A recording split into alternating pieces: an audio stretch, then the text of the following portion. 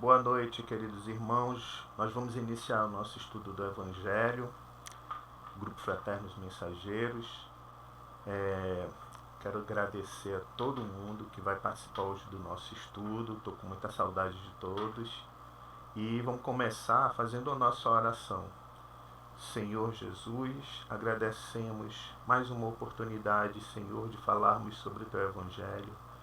Nesse momento de desafio para cada um de nós, para a humanidade inteira, pedimos o Teu amparo, a Tua força, principalmente, Senhor Jesus, pedimos que estenda a Tua paz e os serviços dos Teus trabalhadores fiéis do Evangelho, no amparo de todos os nossos irmãos, famílias, amigos e vizinhos. Que toda a humanidade receba, Senhor Jesus, a atenção necessária para superarmos esse desafio. Ilumina-nos e proteja-nos e permita-nos sempre, através da fé que depositamos em Ti, crescermos no amor, no bem, fortalecendo em nós a fé e construindo a paz. Te agradecemos por tudo, que assim seja. Bem, pessoal, hoje nós vamos, na verdade, estudar o capítulo 5 do livro Primícias do Reino, que já é o conteúdo que a gente vem assumindo, né? Conteúdo especial do nosso estudo do Evangelho. E no capítulo 5 nós vamos ter o episódio que Jesus encontra o jovem rico, certo? O capítulo inteiro, né, escrito pela Amélia Rodrigues, é muito bonito, né? E a gente pode tirar várias lições importantes para a nossa vida, principalmente, acredito eu, né, a lição da confiança. Vamos começar aqui então, só mostrando para vocês que essa passagem ela aparece nos 3 evangelhos, tá?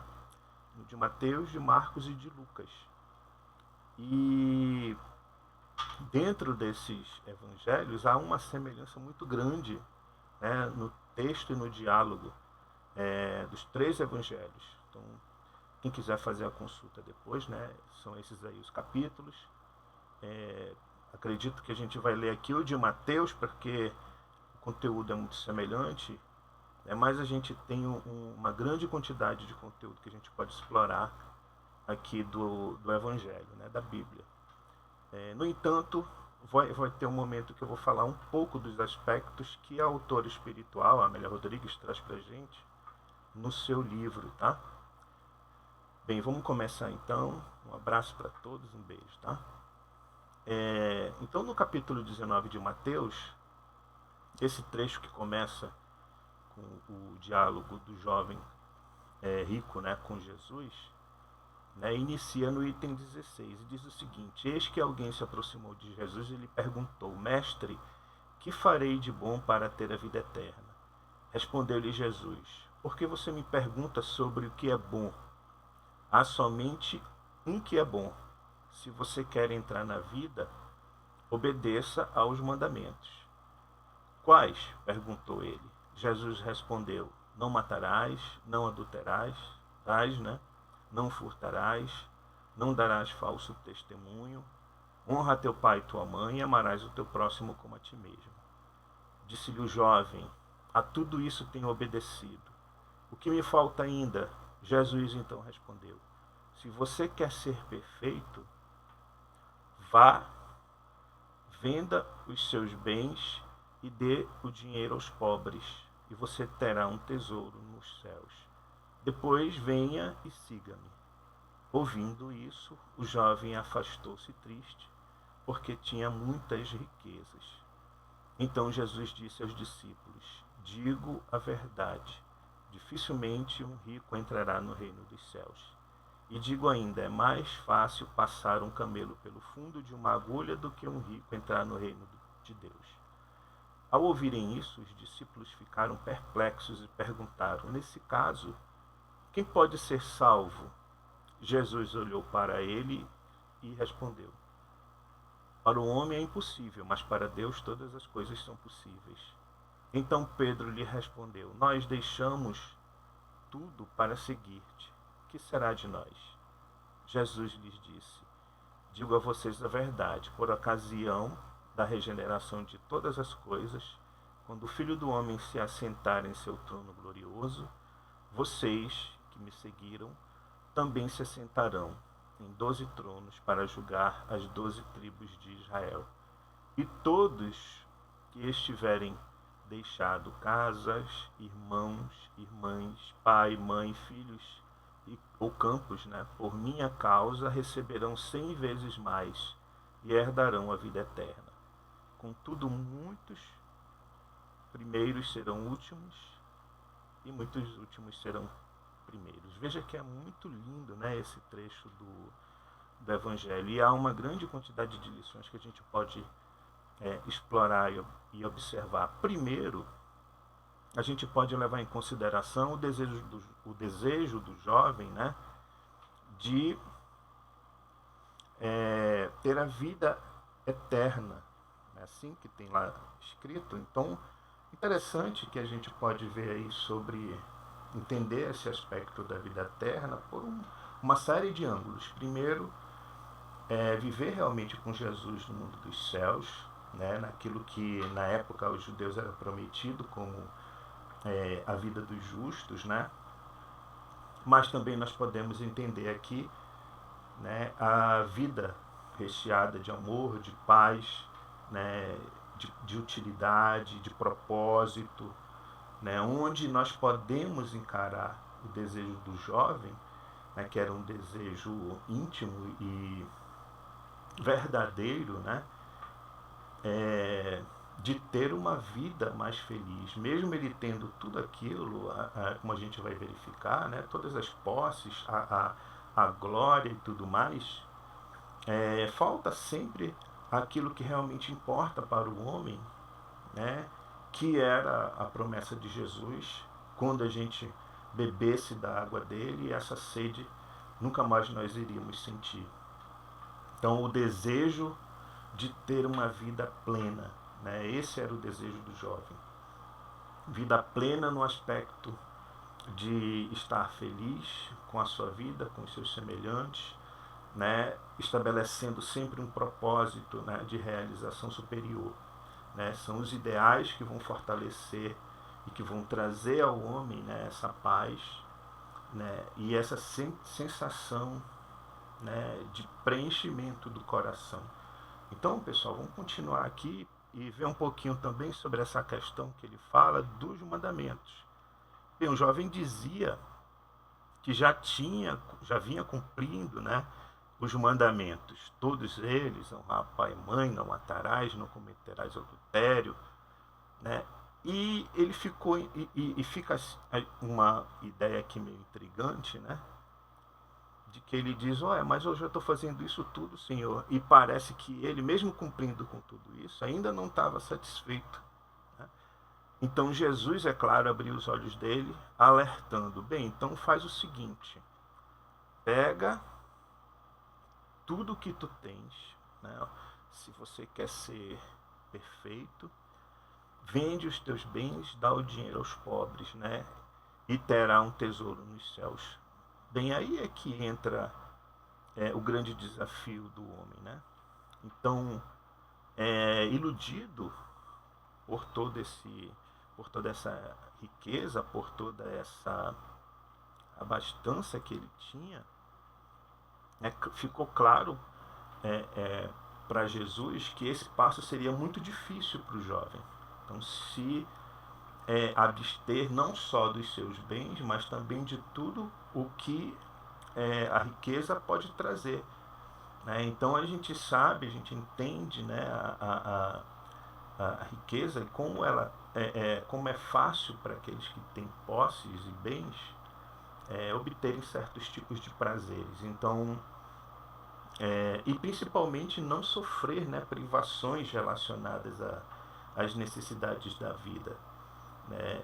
E mesmo o jovem afirmando para Jesus que já vinha cumprindo todo aquele código ético, Jesus sabia no fundo do coração dele que esse desafio de ser abnegado, né, de entregar a sua vida, o seu tempo, né, a sua inteligência, a sua vontade, os seus sentimentos, né, na obra, para a obra do amor, né, era o grande desafio que Jesus havia traçado, feito ao jovem, né? Então, quando a gente avança um pouquinho mais nesse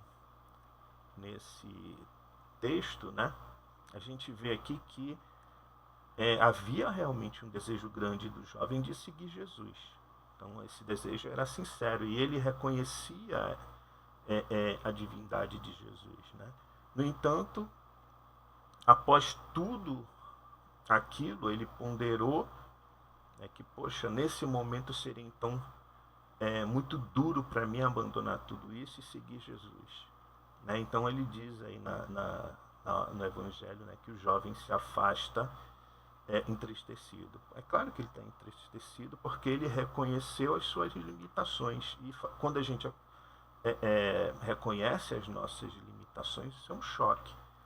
E a gente precisa aprender a nos perdoarmos nesse momento e a buscar a força necessária para superar essa limitação, para lutar contra aquilo que nos aprisiona ao sofrimento, aquilo que nos aprisiona ao medo, certo? Então, havia sim um interesse do jovem de seguir Jesus. Mas, como Jesus disse, né, olha, é muito difícil um rico entrar no reino dos céus. Então vamos tomar cuidado, que é para a gente não cometer também um julgamento em relação a isso. Nós sabemos, por exemplo, que Zaqueu era um homem rico, mas desejoso também, profundamente desejoso de seguir o Cristo. E quando ele aceitou a presença de Jesus na sua vida, o Evangelho, se entregou a Jesus, né, ele, um homem rico, também foi julgado dentro do grupo ali dos seguidores de Jesus, né? Mas Jesus está com um homem rico, não tinha acabado de falar que era complicado um homem rico entrar no reino dos céus, então a gente precisa tomar cuidado para não cometer esse tipo de julgamento, né? Não são as posses, né, a quantidade de bens que vai pesar no final das contas. O que vai pesar realmente é o nosso desejo e a forma como nós nos entregamos ao amor e ao bem, né? Quando ele compara, né, olha, esse negócio é tão difícil um rico entrar no reino dos céus, né, que é como um camelo, né, passar no buraco de uma agulha. A gente pode lembrar, Kardec lembra que camelo também era nome dado a linha muito grossa, né? Então a linha vai passar assim pela agulha, né, mas com muita dificuldade. É o mesmo aspecto da parábola, né, que Jesus estabelece quando ele fala sobre a porta larga e a porta estreita, tá bom? Então, tomarmos cuidado sobre isso, porque no final das contas a riqueza serve também para o bem quando ela é utilizada de maneira consciente por aqueles que possuem. Outra coisa interessante que a gente pode destacar aqui é que o jovem, depois que se despede, né, e Jesus fala sobre a dificuldade dos homens ricos entrarem no reino dos céus, os discípulos questionam, mas Senhor, nós nos entregamos a Ti, vamos segui-lo, né? O que nós vamos receber com isso? Né? Então Jesus diz bem claramente, ó, digo a vocês a verdade, por ocasião da regeneração de todas as coisas, quando o Filho do Homem se assentar em seu trono glorioso, vocês me seguiram também, se assentarão em 12 tronos para julgar as 12 tribos de Israel. Então, no final das contas, a gente tem que entender esse trecho também de forma muito alegórica, apesar de deixar claro que há sim, né, uma recompensa para aqueles que escolhem seguir o caminho do Cristo, o Evangelho que é a Boa Nova, né? E fica claro que quando Jesus fala sobre a regeneração de todas as coisas, ele está falando da capacidade que nós, os espíritos encarnados, vamos ter, assim que compreendermos as lições do Evangelho, de construir um mundo pleno de paz, de respeito ao próximo, de muito trabalho, né? Porque a gente sabe que o trabalho sempre vai estar relacionado à evolução do espírito e principalmente a devoção que nós vamos ter à obra, que é essa obra de construção de um mundo melhor, né? De regeneração dos corações, de luta contra as mazelas, né, que aprisionam a humanidade, como a guerra, o ódio, a violência. Nós sabemos também, né, do medo e principalmente das questões que nos afastam de Deus e não nos permitem ter uma vida feliz junto com os nossos irmãos. Então, é uma promessa do Cristo, nós, aqueles que seguimos o seu Evangelho, termos como recompensa, né, essa alegria de vivermos neste mundo regenerado. Nós podemos ainda destacar aqui o finalzinho, quando ele fala sobre, olha, os primeiros serão os últimos serão os primeiros, né? Que a gente também deve entender nesse aspecto de que a recompensa que o Evangelho nos traz é a mesma para todos, aceitando o Evangelho hoje ou amanhã, né? A ideia aqui é que a gente compreenda que no final das contas Deus é um Pai amoroso, como Jesus falou lá, olha, bom mesmo só Deus, né? E vou até voltar aqui para a gente ler de forma bem clara, né, as palavras de Jesus, quando ele fala que cadê? Aqui, né? Há somente um que é bom, Deus. Se você quer entrar na vida, obedeça aos mandamentos. Então, vamos entender aqui que Deus é o nosso Pai Criador, né? O desejo dele é nos ver completamente felizes, regenerados e principalmente participantes, né, dessa criação imensa que ele nos possibilita.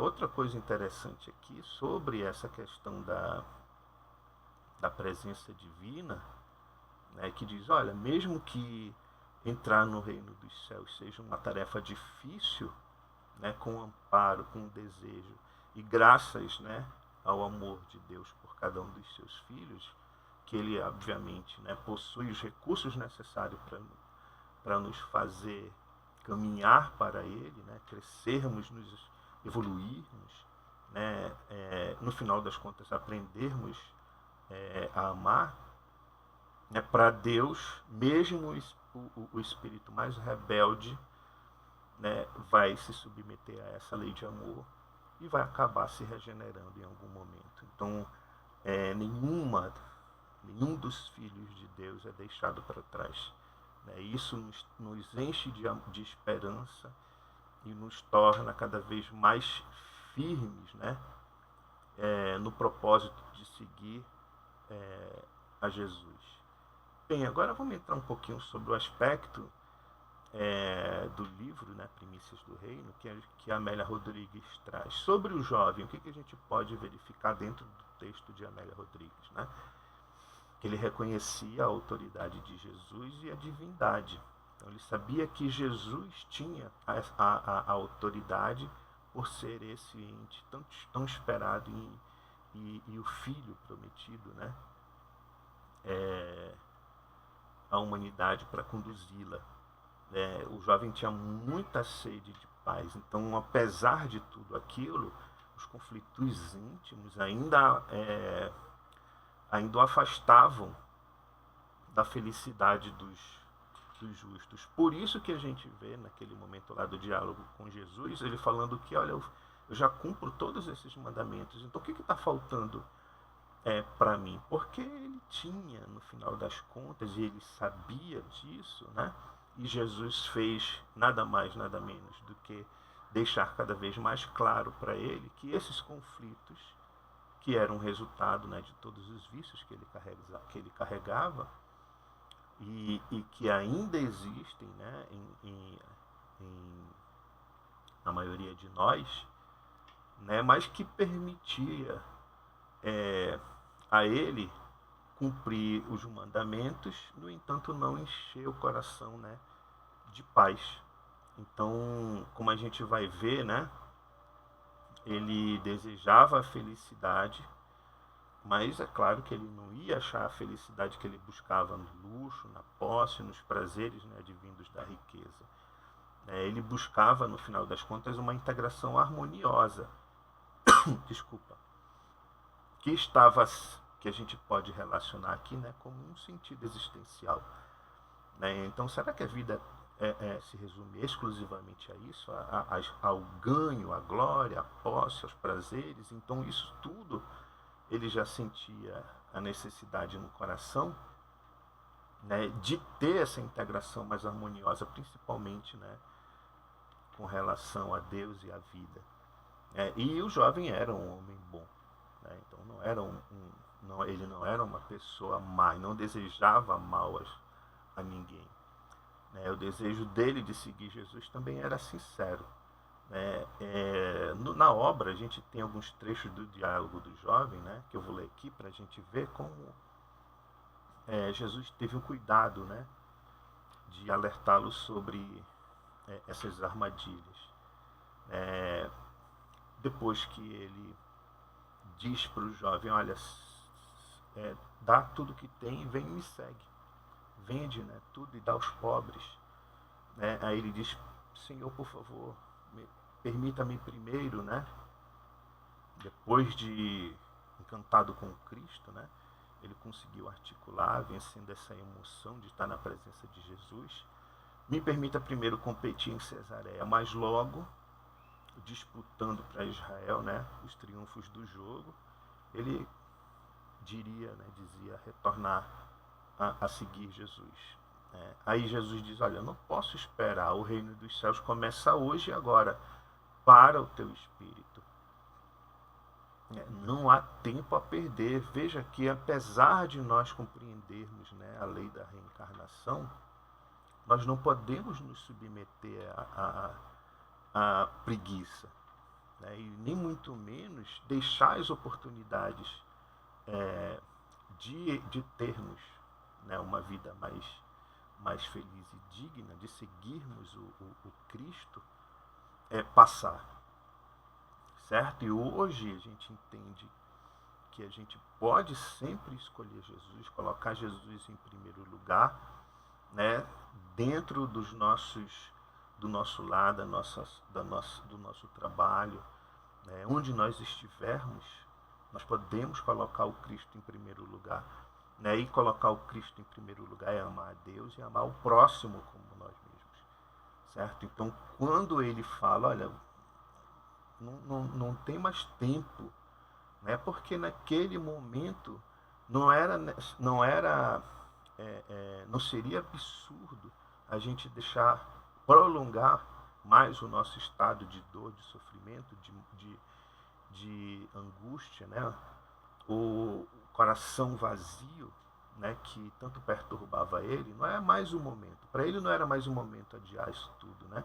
Assim como para muitos de nós esse convite é feito, né, e a gente acaba cometendo a mesma imprudência desse jovem rico, né, deixando o convite do Cristo de lado e nos impulsionando, né, às atrações do mundo. Tá? Então ele fala, aguardei muito essa ocasião e ela se avizinha. O jovem está falando sobre a competição, né? Com a chegada do período das competições, exercitei-me, contratei escravos que me adestraram, aos partos comprei por uma fortuna 2 parelhas de fogosos cavalos, os jogos estão próximos. E Jesus alerta ele mais uma vez, olha, renuncia a tudo isso e me segue. Né? E é claro que nesse diálogo, né, que o jovem tem com Cristo, estava muito claro, né, a posição do jovem, de que ele não teria condições nem forças necessárias ainda para abandonar tudo aquilo que ele já havia conquistado e seguir Jesus, né? Porque o que ele teria que abrir mão? Ele teria que abrir mão dos bens, assim ele pensava, é claro, né? Da sua juventude, das horas, das honras, né, da família, dos tesouros da vaidade atendida, né, os diversos mimos e caprichos e principalmente a glória dos heróis, né? Então a fama, aquilo tudo que deixa o homem cego, né, para as coisas de Deus quando nós nos entregamos, né, a essas ilusões. E nesse diálogo do Cristo, né, o que a gente vê ainda no finalzinho? Ele dizendo, não receio dar o que possuo.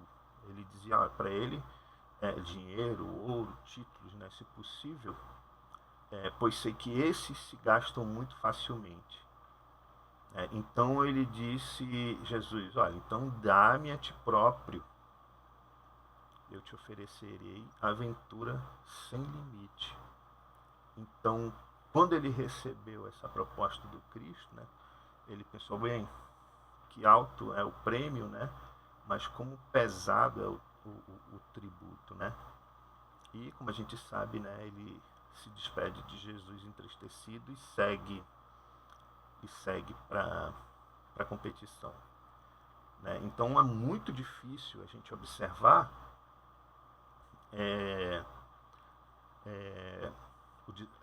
de fora, né, e entender assim, olha, poxa, mas ele recusou o convite de Jesus, né? Mas veja que para ele havia uma grande quantidade de coisas e recursos que ele possuía que pesava muito na decisão, né? E para que haja uma decisão firme de seguir Jesus, nós temos, sem dúvida nenhuma, que ter o coração repleto de confiança e fé na proposta que Jesus nos estabeleceu, né? E aparentemente aquele jovem ele estava extremamente desavisado, né?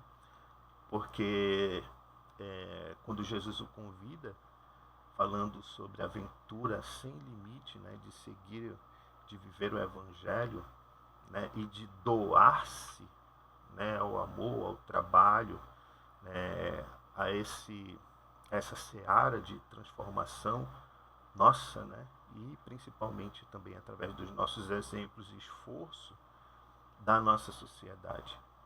Então o peso era muito grande realmente, né? E aí na história Amélia Rodrigues narra que esse jovem vai à competição e na competição sofre um acidente e ele acaba desencarnando, né? Ele morre. E ela narra também, né, que ele sente, né, durante esse momento a presença de Jesus, convidando ele novamente, né, a seguir no caminho do Evangelho, certo?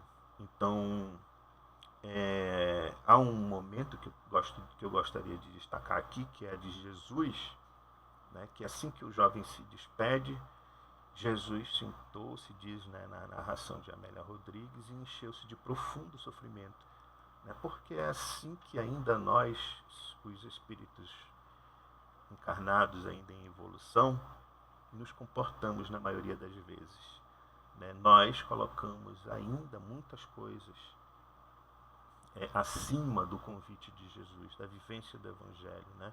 Do amor incondicional, né? E dessa felicidade que nós podemos construir com Cristo, sabendo, né, que nós somos seres espirituais, que a nossa vida verdadeira é a vida espiritual, né, e que Deus é o nosso Pai amoroso, né, justo, que nos permitirá todas as chances necessárias para esse crescimento, para encontrarmos essa felicidade. Então,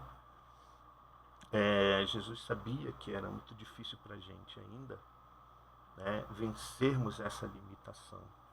Então, ele quando quando sentiu esse profundo sofrimento, sentiu isso em vários momentos, né? Sentiu no momento em que ele cura o cego, cura o paralítico, né? Porque logo depois que as pessoas recebiam a cura, elas voltavam a ter uma vida desregrada, né? Se entregavam às vezes aos vícios, né? E novamente carretavam para si, né, os males de todas essas ações impensadas. Então, nós, os espíritas, né, que temos a certeza da imortalidade da alma, por exemplo, por que a gente ainda hesita nesse convite, em aceitarmos esse convite? Né? E a gente fica prolongando isso, mostrando às vezes, né, que há mais interesse da nossa parte pelas coisas que a gente conquista aqui no mundo do que das coisas que a gente deveria estar conquistando, né, no mundo espiritual, dentro do nosso coração, né, seguindo o Evangelho do Cristo. Né? Podemos pensar assim, não, mas nós temos a reencarnação, né, e a reencarnação vai nos possibilitar as novas chances, as novas oportunidades, mas a gente precisa lembrar do convite do Cristo. Olha, aceita agora. Né? Se o convite está sendo realizado, está sendo feito, aceita agora. Né? Porque é o convite que vai nos trazer aventura sem limite. Né? Vai preencher o nosso coração com o amor divino, com o amor que nós vamos ter para distribuir, né, com a capacidade que nós vamos ter de superar as dificuldades da vida, com a confiança que a gente vai ganhar, né, no amor de Deus, certo? Então, todos os tesouros, né, que a gente pode, que a gente sabe que vai receber, vivendo o reino de Deus nos nossos corações. Né? Então, conhecimento do Evangelho de Jesus e da doutrina espírita devem fazer essa diferença na nossa vida. É isso? Então nós precisamos, através desses tesouros do Evangelho do Cristo e do Espiritismo, saber o momento certo de aceitar o convite de Jesus.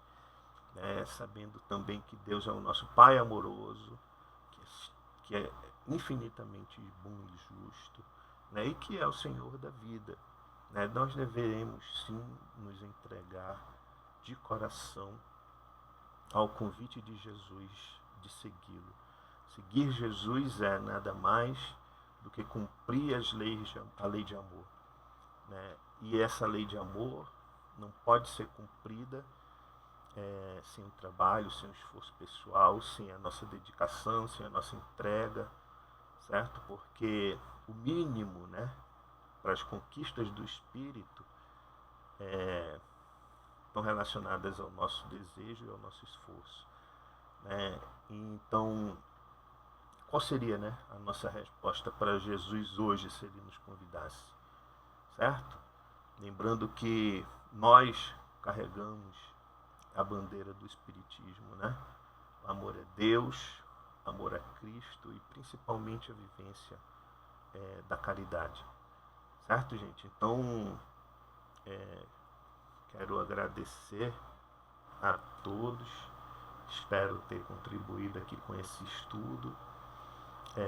E é claro que muita coisa ainda, né, que a gente pode explorar dentro desse aspecto aí da lição do jovem rico, né, do diálogo que Jesus tem com ele, mas que a gente pode, sem dúvida nenhuma, fazer essas reflexões, né, da nossa posição em relação à vida, em relação a esse convite que o Cristo sempre, né, está fazendo a cada um de nós. Né? Ele faz esse convite em casa, no trabalho, no centro espírita, né? E onde nós estivermos. Né? O convite de termos sempre a paciência, o amparo, a coragem de escolher sempre o bem e o que é certo, né? Termos uma vida baseada na honestidade, na conduta reta. E confiar, né? confiarmos nessas promessas de Jesus, né? Promessas que a gente sabe são verdadeiras e que nós espíritas, né, temos a certeza relacionada, né, à nossa vida espiritual, graças à revelação, né, advinda da mediunidade, a partir, né, da mediunidade, do espiritismo, né, da nossa relação com o mundo espiritual.